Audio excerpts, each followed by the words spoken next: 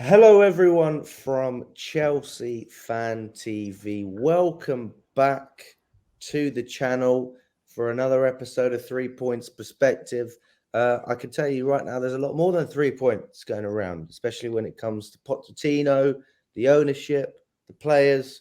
But we usually only cover 3 points on this show. But we are going to go as far in depth as we can, try and get the answers to as many questions as we can, and see if we can maybe even predict the future. Although, in all honesty, when you look at Chelsea, when you look at the future, nobody has a Scooby-Doo what's going on. And I just saw your mug, Nina. Is that a mug with your face on it? I've exposed myself. My brother, I'm not even going to show it. My brother got it for me as a joke. And yeah, carry on. Fair play. Fair I play. don't look too different to what I do right now. No, I like it. It's a cool idea. Shout out No, to I my mean, brother. I will say this, Charlie. You were telling me before we started. One of your mates, he done all right on Match Bingo. I mean, Oh, we'll get yeah. straight into it. Talk to me. How did he do? Yeah. So my mate Stuart just dropped me a message before the game, obviously on Saturday.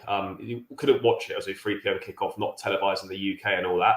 But he stuck a couple of quid on with Match Bingo, and he ended up winning 50 quid. So yeah, Fair not a play. bad little turnout for him. He's done all right. Kev had a mate T who won 125, so that's Oh, really? the most that we've had. But 50 quid still solid. Guys, if you don't know what Match Bingo is, it's basically bingo, but you just play it during the match. So rather than having numbers, if there's a corner or a penalty or an offside, and you have that, you cross it out, win a line. That's how you win big. You've got to be over 18 to play. You are helping out a charity by playing as well. 35% of the money they make goes to charity. And this is just a good bit of fun, guys. So if you want to give it a go, download the link below. Trust me, you won't be disappointed. Terms and conditions apply. Let me know how you get on, because every week we want to try and give someone a shout out. But if I don't hear from you, I can't do it. So let me know how well you do. But yeah, I mean, we'll get straight into it, guys. To be honest with you, I think at the moment there's quite a few things. So I mean, we'll keep it nice and simple. These are the topics below we're going to be speaking about in order. Nina, how are you? I mean, it seems like you've had a busy morning. Yeah. How are you Yeah. feeling about Chelsea as well? I didn't see you at the game. No, I wasn't at the game and I couldn't actually watch it. But you know what? I don't need to watch a Chelsea game nowadays to know like how we play and what happens. And I was so happy to see that we're taking the lead.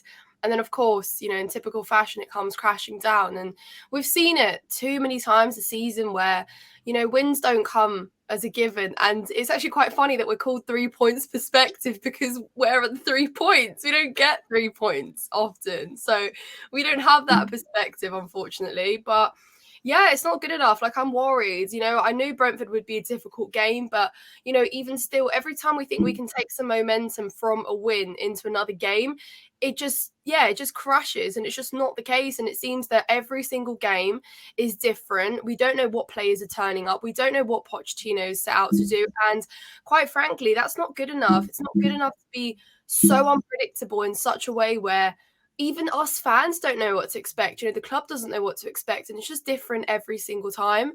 And frankly, that's not a sustainable way to run a club. It's not a sustainable way to play football. It's not a sustainable way to just be like going forward. And I look at Newcastle and Arsenal, and I'm worried. I'm worried because we're 11th, and that's been our pattern all season: 10th, 11th, 10th, 11th, 12th, and it's just not been good enough. Yeah, no, I have to agree with you. I mean, it's ridiculous what I'm seeing at the moment with Chelsea, and I am almost at the stage where I've had enough. And I don't know about you, Nina. I mean, we're going to get into it. Charlie, mate, you've been you haven't been Poch out or Poch in really. You've just been critical of what you've seen, but at the same time, you're also saying to yourself, this is not good enough. And how long do we keep saying that before eventually somebody's got to go? Yeah, I mean, look, you want this to work. You want the managers to do well because it means that the team does well, and that's what everyone wants. But we're in a situation now where we're in March, we're 11th in the table. Qualifying for Europe for the league is going to be very, very difficult. And we're seeing no improvements on the pitch with the team. Pochettino is not learning from his mistakes. The same mistakes are being made over and over again, and there doesn't seem to be any willingness to learn from them. I think his coaching's been poor. Doesn't seem to be improving on that at all. And when you're backing something and you want to support something, you need to see something in return to support. And right now, mate, I'm finding myself in a position where there's very, very little to be positive about, and there's very, very little that I can say, oh, manager's done X, Y, Z, and this is why I'm supporting this, because there isn't any of that. What is there to support with this manager and the team right now? There's very, very little. So it puts you in a very difficult position to say, oh, the manager should stay, because there aren't really any valid reasons other than us needing some sort of continuity and some stability at the club. Ultimately, it's a results-based business, and we're not getting the results, and he's not showing any signs of improvement, and he's not correcting any of the mistakes that he's making. I suppose then the question would be, how long do you need to correct the mistakes? Because ultimately, if you were looking at Chelsea from the outside, let's just say Pochettino was watching Chelsea over the past 3 years, right? Even when he wasn't in management, when we had Tuchel, and then when Graham Potter come in, etc. But if you would have taken that job under Abramovich, you would have understood the structure of the club. You would have understood the players, because we had our own spine, if you want to call it. Not quite Terry, etc. But we had Mount, we had Havertz, we had Kepa. These guys were starting most weeks. I suppose Mendy came in as well. We knew our board. We had Marina. Lots of people that have been at the club for a long time, with the groundsmen, the physios. There was an atmosphere that had been at the club for 10 years, some of them even longer.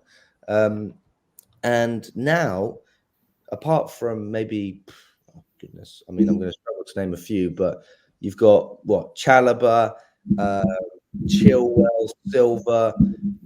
How many players can you actually name who have been at the club long enough to know what it really means to play for Chelsea? So then when you actually walk in the door these days, you think that you're going to be embedded into a culture, but half of the players and staff don't even know what that culture feels like. No, it is difficult. Like, obviously there was going to be change. Roman was unique, and it was a unique sort of run that we went on under him, and we're never going to get that again. You're not going to get one person solely owning a football club now. There was going to be change, and things were going to be different, but I don't think we expected things to be as different as they have been, and as bad as they've been so far. Look, I get it. New ownership comes in, new people want to bring their own people in, they want to bring fresh ideas, they want to do different things. That's fine. That's business. That's what happens. But I think it's clear that too many changes have been made way too quickly. I don't know who's been advising on the changes. You've got people in positions that haven't got the experience of being in those positions before. You've got an ownership who don't know anything about football, which is okay. Look, okay, that's fine. But then you make sure that if that's the case, you then employ people beneath you that do know about football. And, you employ a couple of sporting directors who, with the greatest of respects, haven't actually haven't proved themselves at a top club, proven that they can put squads together. Winstanley's got a good eye for talent ID. Lawrence Stewart's worked in the Red Bull multi-club model before. He'd be good for that. But in terms of putting a squad together and being sporting directors, these guys are very inexperienced. I mean, then when you couple that with a manager who, is a little bit out of his depth right now, I'd say, and you've got players that, are inexperienced and haven't got the know-how of winning games. When you put all that together, from top to bottom, you've got a situation where everyone in key positions at the football club are all inexperienced and don't know what it takes to perform at the required level. So, yeah, that's why we're in the mess that we're in, because of the route that we've chosen to go down, and because we've got people in senior positions that, quite frankly, aren't good enough to be in those positions. I mean, Nina, what do you make of all the chanting against the ownership and the management at Brentford? Because it's like Charlie said. I mean, it seems like Pochettino is out of his depth from what we've seen so far. Why do you think it was that game in particular that fans lost patience when we didn't even lose? We drew that game. Yeah, I think it's got a lot to do with, how much we have, values as well as a club. Brentford are, at the end of the day, still our West London rivals. And to think, how poorly it's been against them in recent time, it does still feel like a loss, especially when you are 1-0 up and you sort of, you are then 2-1 down, and it takes, every bit of you to find that equaliser, because that's now apparently all we fight for, a point. And that's never good enough. And it's a mentality and a mindset that we seem to have fallen more in. So yeah, the fans have every right to be unhappy with that, and call for better things. And it's quite sad, I mean, but it's true, like how the first time that Maurizio Pochettino's name is sung in the stands is with negativity, and it's with disgrace perhaps, and with the owners as well. We used to have songs for the managers that we used to love, and we used to have songs for Abramovich as well, but Maurizio and Todd Boehly, they've not heard anything, not a single peep of happiness from the fans towards their name, because of how up and down it's been. And yeah, maybe Pochettino's not been part of this for longer, but the owners have, since the takeover thing started going downhill. So yeah, they absolutely have to take responsibility for a lot of things that the club has gone through. And I agree with both your points about when you do change something that's been so well run and has worked so efficiently throughout the last, 10 years or more, it's hard to build something like when you've erased every backbone and every bit of it that was basically making Chelsea what it is, and you erase everything and start from a clean slate and you try to replicate that success. Of course it's bound to fail, and Todd Boehly should have known better. He wanted to unpick every single bit of Chelsea. I know a lot of people left, and I know obviously a lot changed, and it wasn't always going to be the same, but it didn't call for that much change. We could have appointed people in a much better way. We could have maybe thought better about who we would appoint after Thomas Tuchel as well, which staff we'd bring in, the sporting directors. But it all kind of seemed like it was, oh, let's just go with the flow and see how it goes. Nothing really was done in a structured way. It seemed like, oh, Todd Boehly said, oh, I'll make the decisions for a bit. Oh, actually, damn it, I can't do that. Let me find somebody else now. Scummage around, see who's around. And frankly, like, that's not a way to rebuild a club. I get the rebuild. We were all down for that. We were all absolutely happy for that to, at the end of the day after a takeover, you have to. But we could have, built a squad in a more efficient way. We could have done it over a couple windows more than we did. We could have, left some of the players that at least still knew a little bit about what it meant to play for Chelsea, or appointed some more experienced ones. But I just feel like every single decision that was made can't be justified. And, it's just hard to look at the club right now and think, how does it get better? Because at the end of the day, it's still the same people in this job. It's still the same people that will be in the job moving forward. And frankly, I just don't see how it gets better. So, yeah, no, it's really sad. But I don't know, guys, where do we go from here? Because, yeah, I'm not too sure. Quickly add on Boehly, right? Obviously, in the summer of 2022 summer, yeah, he appointed himself as sporting director, and that sort of turned out to be a bit of a disaster. But actually, he's taken a massive backseat in day-to-day running of the club and decision making. Like in February last year, he's not been involved in the day-to-day running or big decisions since then. Boehly and Feliciano are the guys that are making the big decisions, that are involved in the day-to-day running of the club. Like Boehly was at the F1 in Bahrain this weekend just gone. Boehly was at the game. It's important to direct that, like, the frustrations or the anger at the right people. I'm not saying that Boehly's blameless, but he's not been involved in big decisions and day-to-day running of the club since February 2023. I think it's just unfortunate for him that he's a minority stakeholder in the club. Like, it's just unfortunate that for whatever reason, Clear Lake Capital put his face as the face of the consortium, so everyone thinks it's behind him. So I'm not absolving him of blame, but he's not been available. He's not been doing the decisions for quite a while now, and it's like that needs to be directed at Boehly and Feliciano and these guys that are actually making the decisions. And then on the clear out, I do agree. Like, everyone wanted it. Look, obviously it's a mass volume of players in and out the door. I don't necessarily think it was a bad thing. You could argue that we maybe should have done it over more windows, but I think the bigger problem is what we got rid of and then what we replaced it with. You get rid of experienced players and you don't bring any experience in to replace that. So it's not the clear out itself. It's more the fact that you've got rid of reliable pros that could win you games and have know-how, and you brought them in with young, talented players that could be good in a few years, but have got very little experience and very little know-how of how to win games and see things out. So when you put all that together, you're bound to be in a mess. And then you think about it, we shouldn't be surprised that we're struggling like we are when you look at the route that we've gone down. Every way the club's being run and everything that's been set up by this ownership and these directors or the squad that's been put together is all conducive to seeing what we're seeing now. This is a direct product of the route we've chosen to go down and the decisions that have been made. So I'm not saying that we should be doing this bad. Of course, we should be doing a bit better. I think we're more than capable of being a top 6, top 7 side. That's the max for this team right now. But the decisions that have been made and the players that have been bought, this is a direct product of those decisions. So we shouldn't really be surprised. Yeah, it'd be interesting to see the solution as well to all of this. Because with Boehly, it was just spend. So if Boehly has a similar mindset, that would be interesting. I don't think that is the case, though. Otherwise, I think we would have done a lot more in January. So that tells me that Boehly is going to be a little bit more calculated, or maybe there's a better word to describe it, trying to keep things financially viable for Clearlake and for Chelsea so that we don't have problems with FFP. I think that Boehly is a great business person. I don't doubt that for a second. If you look at the loophole we found with the 7-year contracts, some of them are longer. If you look at the way we were able to sell players during the summer, I think Boehly did a tremendous job in that sense.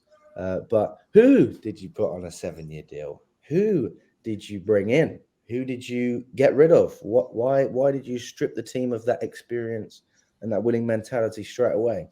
This is where I do have a little bit of sympathy, because actually the players wanted to go, right? Mendy didn't want to be here. Yeah. Jorginho didn't want to be here. Mount didn't want to be here. Havertz didn't want to be here. We didn't want these guys. We wanted them to go because of that. So from that perspective, not that I don't think Boehly thought of it that way. He was probably looking at it specifically from the financial standpoint, but from the team morale, if you've got players who don't want to be there, then you can kill your dressing room. And I don't think we have a bad dressing room this year. I think we have a much better dressing room than last year, because everyone wants to be here. And I'll say it again. I think that we have less quality, but in terms of team morale and spirit, I think we are 10 times the team we were last year. And that goes to show how far we've fallen. I said it after the cup final. We really do give 100% most games. I don't doubt that. We just suck. And that's true. I mean, that's the reality of our situation. Even when you see the switches and the changes Pochettino made yesterday, or the lack of changes, you might even say. Jackson should have scored a goal, another one. Palmer should have scored another goal. And we had opportunities to win that game. And as a manager, you look worse when your team doesn't perform. And that directly would come down to your management, right? Because you're telling the players where to go, what to do, what not to do. But Pochettino cannot teach Jackson how to score in an open goal. He can't teach Palmer how to put away a simple finish on the counter, right? The players did create chances. Actually, when I watched it back, it was better than it was live from a highlights perspective. But obviously, you can only take so much from 3 minutes of the game. You need to watch the whole game to understand why Chelsea fans are so angry. And I include myself in that category. The last time I felt the way I felt about Pochettino, like I did against Brentford, was Middlesbrough. And I said at Middlesbrough, if I see something like this again, that's sackable, because it was that bad. And the fact that we drew that game, and we've got fans coming out after Pochettino and the ownership in the way that they united in that away stand, that says so much to me about where this club is at. And I mean, it's horrible, really.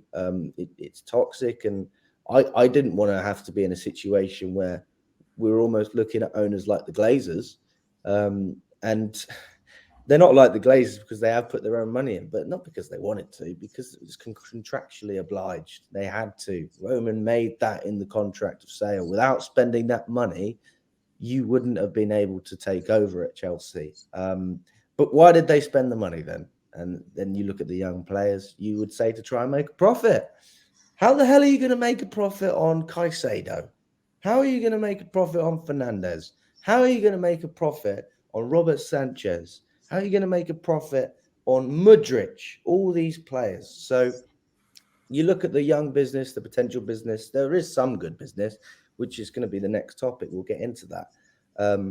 But ultimately, there's just so many red flags at the moment, and fans are starting to just lose patience, because if we could back the manager and the process he's showing, that would buy the ownership more time.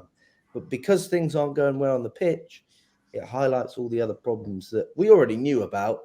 We just thought that we could brush them off because of the money we spent, but that hasn't seemed to have worked. I mean, Charlie, mate, tell me which players under the Clear Lake Boehly era, whatever you want to call it, Boehly, which ones have actually been successful signings and why?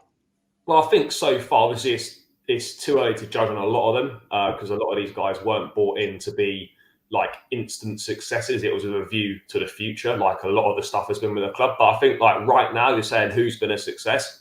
I'd say Petrovic, Malo Gusto, Cole Palmer, I think Enzo Fernandez, Caicedo. And I'd probably say Nicholas Jackson so far as well. I think he's been good. You know, low key underrated. Yeah, his finishing's a bit wayward, but his actual overall play and overall as a footballer, I think he's a good player. So I'll probably go with those five. You can look at Disasi as being, you know, he's had a good season so far, but again, I don't want to base success on just 6 months of a player being here. So yeah, I think Gusto, Palmer, Petrovic, those guys are looking like they're going to be good signings, and that deserves praise where it's due, because you know you can criticise other signings which haven't been good enough, and you know a lot of players which look like they're not of the required standard. But when they do get it right, then it does deserve to be praised. And I think there are a handful of cases where it looks like we have signed some very good players. I think as well, maybe I should add this in there and tell me if you change your mind on any of these players. How many of those players do you think have been successful and are worth the money we've paid for them? There you go. That's a good question. Well, Gusto, he was 26 million quid, definitely worth the money. There's a profit to be made there straight away. Petrovic was 14 million pounds. Absolutely, you'd get more money for him now. Palmer at 40 million quid, you definitely get more money for him. Those three have definitely improved. I think Nicholas Jackson, I know he's not been here that long, but you paid 32 million pounds for him. I think you'd get more for him now. But yeah, there's not an awful lot where you'd look at and you think, yeah, their value has increased. But then on the flip side as well, it's very hard to say when you spend over 100 million on players, you know, on certain players, like it's very hard to get an increase in value, because the chances are like people aren't going to then suddenly pay more than 100 million for that same player again. So yeah, I think there's a few examples there where players have definitely, you know, increased their value and proven to be, you know, money well spent. And those sort of deals have, you know, they deserve praise. They're looking like good deals for a few of these players. Well, I would agree with that. I do think you've hit the nail on the head with those ones. But then we speak about Caicedo and Fernandez, and I want to know your thoughts on this, Nina. I spoke with a guy. I can't remember his name. I think his channel's called 80 Sport or something. They do interviews outside stadium, and basically he was like, "Oh, did you agree with a lot of fans that Caicedo is a flop? You know, do you think he's been a bad signing for Chelsea?" And I went, "No, he's not been a bad signing, but you know, it's not worth that money." It's the same with Fernandes. I mean, would you say, for example, that Caicedo is worth the money we paid for him in terms of just how much we needed him? And then I would also say from Fernandes, I mean, he seems like a direct replacement for Jorginho. Is he an upgrade on a player like Jorginho? Why is the media so critical of these players that haven't necessarily been terrible for us, but you know, we've spent all that money on those players? Firstly, they're both not worth the money that we spent on them. I'll just start off by saying that. And usually when you pay that kind of money, you expect a performance week in, week out. But the reality is you have to put context into it as well. And other fans don't like that. They don't like when you have to put context into players that cost you 115 million. And I suppose that's right. But the difference would have been if we'd paid that money for players that we just needed, you know, those 2 additions to improve our squad entirely, right? Like, for example, like Arsenal did with Declan Rice, right? They needed to pay that money because Declan Rice would have been a brilliant addition to take them to that next level, right? But with us, it was the other way round. We brought them in because we needed them for, you know, part of the bigger puzzle, but we also brought in everyone around them as new players. So essentially we were kind of starting from scratch with everyone. And of course for them it would have been difficult, you know, to hit the ground running. But unfortunately, when you cost that much money, it's hard to say, oh yeah, you know, like, give them time to be better. The thing and my problem with them is I like them. They're both really good players, but sometimes they can be inconsistent. Maybe not so much Enzo Fernandez, because I do put a lot of context into him. You know, he's been so overplayed. Like, we've barely given him a rest. He's been off to international duties. He's also played some games where he hasn't been fully fit, and he's still, you know, done whatever he can do. But at times it's almost not enough. And with Caicedo, I almost think he's been a bit more inconsistent than Enzo Fernandez. He's shown good signs of quality, but at times he's been a bit too slow in the Premier League, maybe, is what I would say. And did we need him? Did we need to pay that money? Probably not. But when you look at the market at the time we were pursuing Enzo and Caicedo, we wanted, even back in January, obviously we secured him in someone we were all really happy because we were like, this is our pursuit. And I do believe he's a good player. There's no other reason why, you know, Liverpool and Arsenal and Man United would be looking at him as well when they would have needed a player like that. And a player in his role was scarce in the market, wasn't it? So we needed that. You know, Declan Rice was off the table. Caicedo and Lavia were pretty much the only ones that we were pursuing in summer, and we got both of them. But yeah, we have overpaid. So it is going to be a joke on us if, you know, Caicedo still continues to take, you know, another season to get better. And that's the thing. To answer the next question that we want to talk about is, are the players good enough? Is, I think, the question that they ask themselves, and that they being the boards and whoever recruited these players, is, will they be good enough? And that's the question they asked, and they probably answered yes, they will be good enough. But are they good enough for right now in the present day? Probably not all of them anyway. And that's what I keep saying, is that a lot of the people that made these decisions probably sacrificed the present day and us, you know, being in Europe, being competitive in the league and, you know, winning stuff, just because they believe the players will be good enough in the future. And of course, they're going to bang on about the fact that they paid this much money and they locked them all in 7, 8, 9 year deals, is because they can give them that time to become good enough. But we, us Chelsea fans, we still expect stuff on the pitch. We still expect them to still be good enough in the present day. But the problem is, they're all talented. I don't think we've got terrible players. They're all very talented, but they're not all good enough for the here and the now. And that is, frankly, not good enough. So that is the answer to that question. So yes, of course, I blame Poch. I blame owners as well.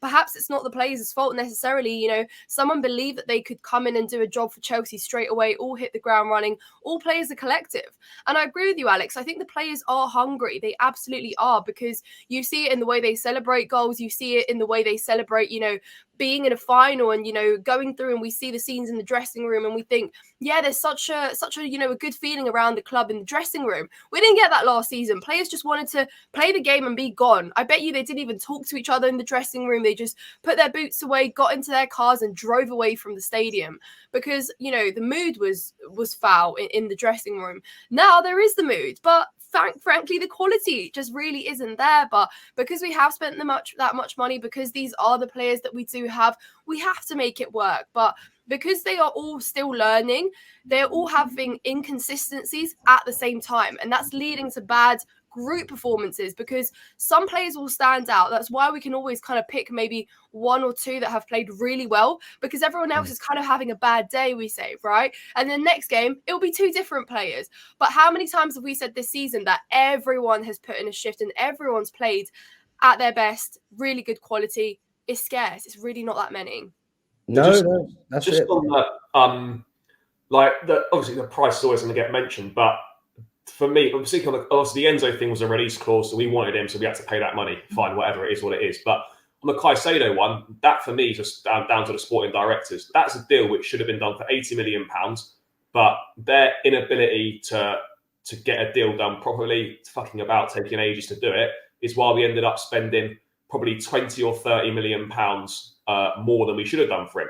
Like, if we'd paid 80 million, 85 million like we should have paid for Caicedo, then I think there's a different level of scrutiny on him. But now everything he does is under a microscope because he's a British record transfer. And that for me is a lot of pressure on a young player who's still relatively inexperienced. And that's down to the sporting directors for fucking about and not being able to close the deal out. They should have closed out months before it was and paid 20, 30 million pounds less for it. Yeah.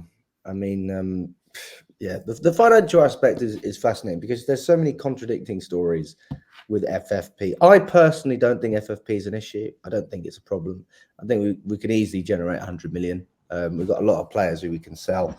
The question is, if this is a long-term issue with FFP, we need to generate 50 to 100 million every single season from player sales in terms of pure profit, then we're having a different conversation. But I'm not worried this summer.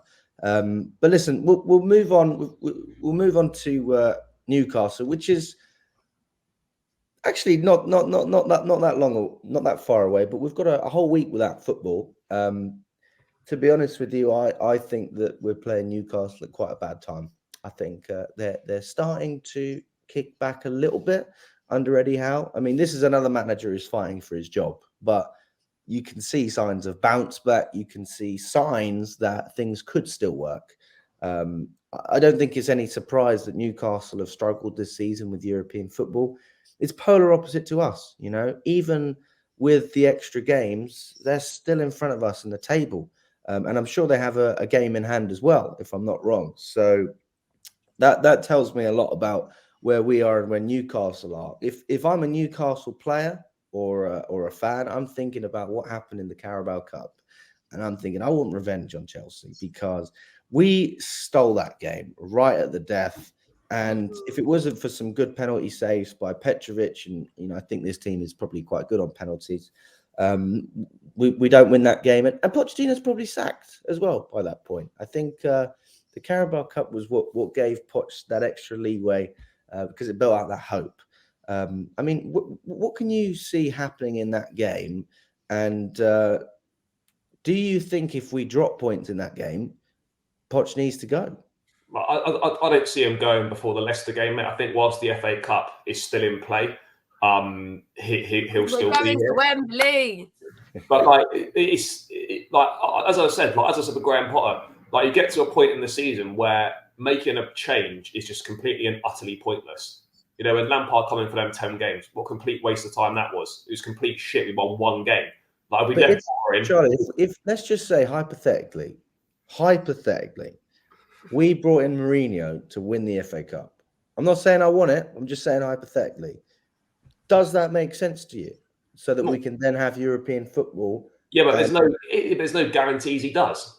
And, there's no guarantee, but you would say it's more likely that a manager like Mourinho could do that than Poch. And I agree with that. If the squad was set up to win, this squad's not set up to win. I couldn't think of a worse manager to come to this Chelsea in this current situation than Mourinho. Everything about the club right now is everything that Mourinho isn't. So it doesn't make any sense. But for me, whilst the FA Cup's still in play, Poch will still be here. Monday night's going to be difficult. Like we've had countless opportunities to make up ground on teams above us. We should be ahead of Newcastle. We've dropped so many points and passed up so many opportunities that we still find ourselves bottom half of the table and behind them. Yes, they're starting to return to a little bit of form now, having gone through a difficult spell. They're getting players back from injury. They got a really good win against Wolves at St James's Park weekend just gone, which is not an easy thing to do. Wolves come to us and beat us 4-2. They're a decent side under Gary O'Neill this season. It's going to be tough. The Carabao Cup game was very even. Newcastle probably unlucky not to have gone through in that one. They're going to have to be bang up for it. We have been better at home this season than we've been on the road. But it's hard to go into any Chelsea games feeling a level of confidence that we are going to pick up 3 points, given how we're playing, given how the side routinely collapses in the second half pretty much week on week. I saw something the other day that, if this season had just been based on first half performances, we'd be 7 points off the top of the league. And if it had been based on the second half, we're out of the relegation zone on goal difference. That's how poor we've been in second halves of football this season. So it's very hard to make a claim that, we're going to be decent. Like, what tactical things is Pochettino going to do? What's the back three just for Brentford? Or is it something that's going to continue? We're going to go back to a 4. Like, there's things there. What personnel are going to come in? And, what patterns of play, what ideas are we going to have? There's a lot of unanswered questions that he needs to address. But yeah, I think it's going to be a really difficult game. Like Anthony Gordon, Isaac, doing well. Bruno Guimaraes is a top player. Defensively, Newcastle aren't horrendous, and they've got threats that can cause you issues at the other end. And given we're not great defensively, I think we're in for a really tough afternoon or evening even. Yeah, I mean, even with over a week of preparation, does that affect how you feel going into this game, Nina? Guys, I just every time I want to say, yeah, it's gonna be fine. It's never fine. I've reached a delirious stage at this point. Like, I just have. Yeah, look, I don't look at any team and think it's easy or we have a chance. Or I treat every game the same nowadays. I just don't really know what to expect. Anyone can beat us. I fear everyone. But I just. It's always a but. Yeah, Newcastle have been involved in some high-scoring games this season. They've been either for them or against them. Obviously Arsenal was a tough one to take, but then they did bounce back in their last game. So it has been up and down for them. And like you say, I think they're trying to claw their way further up in the league. And even for them, I think expectations for Newcastle coming into this season were pretty high. Everyone was, pushing them to be in and around of top 4 consistently, which is mad to think, but that just tells you exactly how good the Premier League is in terms of being competitive, unpredictable. But yeah, I think they have been very injury ridden. They had some key players out. It's been a struggle, but when it comes to character and them putting themselves together and bringing themselves together against a team that is also struggling, I think they can, do damage, and that's pretty sad. They are above us still, so who are we to say that we should be winning this one? But I look at it from a perspective that we need 3 points. We absolutely need 3 points now, and I don't know where they're next coming from. That game against Newcastle at Stamford Bridge, again, you described very well, Alex. It was a steal. The late equaliser saved us, and we had to literally hold on to have a penalty shootout to give us a chance. So I always say, that was even a struggle, and Newcastle didn't even play their best football that night. Arguably they were not a good side that night, but we were wasteful time and time again. So it's sad. And the truth is, I don't know about you guys, but Stamford Bridge there was a good atmosphere against Leeds, but apart from that in the Premier League, it's been very dire. Pardon? No, it was confirmed.